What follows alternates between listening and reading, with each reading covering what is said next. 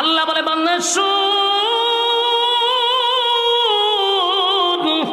আসমান আমি তোর মাথার উপরে একটা দুইটা নয় রে 6টা আসমান ঝুলায়া রাখছি আমি। এক একটা আসমান বানাইছি আমি আল্লাহ নূর দিয়া, কোন আসমান বানাইছি স্বর্ণ দিয়া, কোন আসমান বানাইছি হীরা মণি মুক্তা দিয়া। এরকম ভাবে আসমান সাজাইছে, যেদিন ইসরাফিলের সিংহায় ফুঁক দিবে রে, আসমান থেকে সূর্যটা ভেঙ্গে ভেঙ্গে টুকরা টুকরা হয়ে জমিনে পড়বে। জাননি সূর্য কত বড়। এখন তো আমরা এখান থেকে তাকায়া দেখি সূর্যটা একটা প্লেটের মতো দেখা যায় গো।